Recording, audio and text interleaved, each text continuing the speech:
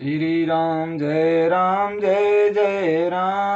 श्री राम जय जय राम, श्री राम जय जय राम,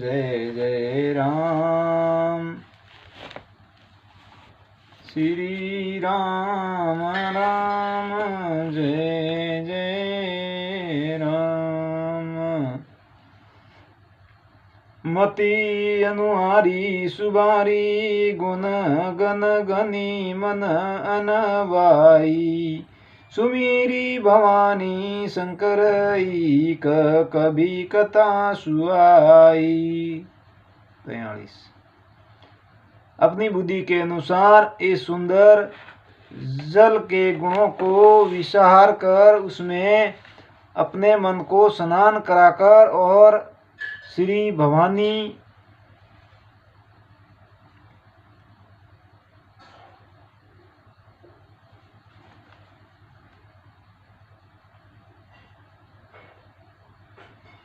शंकर को स्मरण करके कवि तुलसीदास जी सुंदर कथा कहता है।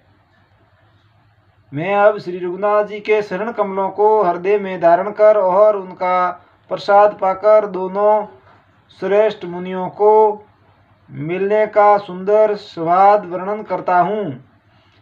भरद्वाज मुनि प्रयाग में बसते हैं। उनका श्री राम जी के शरणों में अत्यंत प्रेम है। वे तपस्वी, निरग्रहित चित, जितेंद्रिय दया के निदान और परमार्थ के मार्ग में बड़े ही चतुर हैं।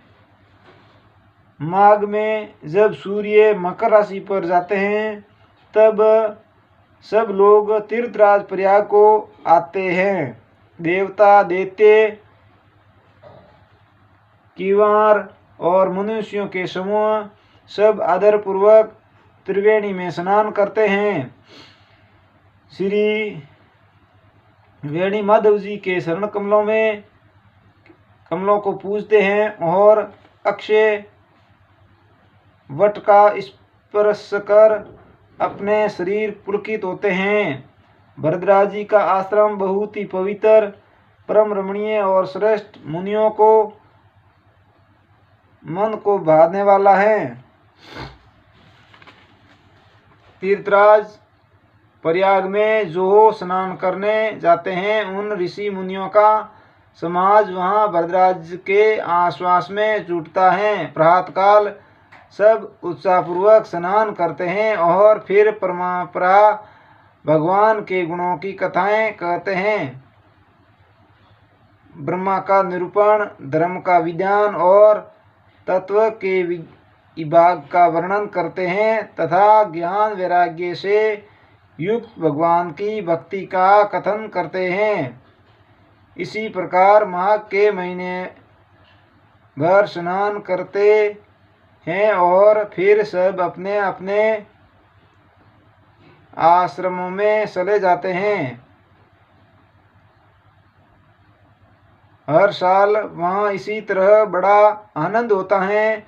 मकर में स्नान करके मुनिगण चले जाते हैं। एक बार पूरे मकर भर स्नान करके सब मुनीश्वर अपने अपने आश्रमों को लौट गए। परम ज्ञानी याज्ञवल्क्य मुनि को शरण पकड़कर भरद्वाज जी ने रख लिया। आदर पूर्वक उनके शरण कमल धोए और बड़े ही पवित्र आसन पर उन्हें बैठाया। पूजा करके मुनि याज्ञवल्क्य जी सुयश का वर्णन किया और फिर अत्यंत पवित्र और कोमल वाणी से बोले, हे नाथ, मेरे मन में एक बड़ा संदेह है। वेदों का तत्व सब आपकी मुट्ठी में है।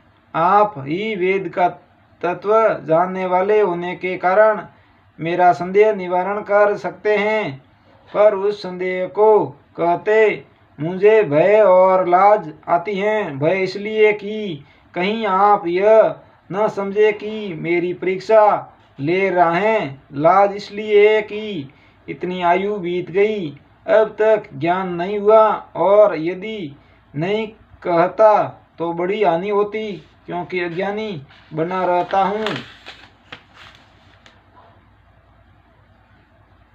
संत कही असी नीति प्रभु सुरति पुराण मुनि गाव होई न विमल विवेक उर गुर सन किए दुराव।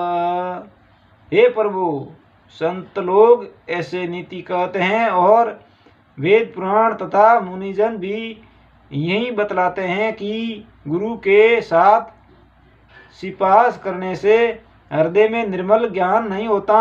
यही सोचकर मैं अपना अज्ञान प्रकट करता हूँ। हे नाथ, सेवक पर कृपा करके इस ज्ञान का नाश कीजिए।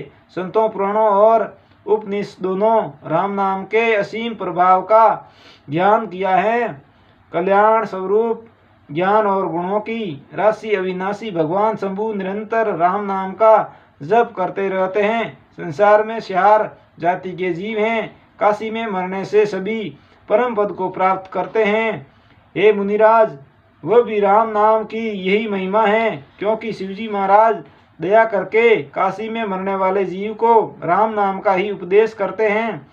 इसी से उनको परम पद मिलता है। हे प्रभु, मैं आपसे पूछता हूँ कि वे राम कौन हैं?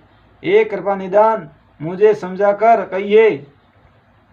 एक राम तो अवध नरेश दशरथ जी के कुमार हैं और उनका चरित्र सारा संसार जानता है।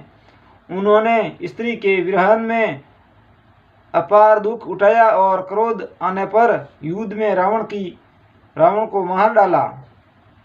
प्रभु सोई राम की अपर को जाई जपत तिरुपुरारी सत्य धाम सर्वज्ञ तुम कहू विवेक विसारी। 46।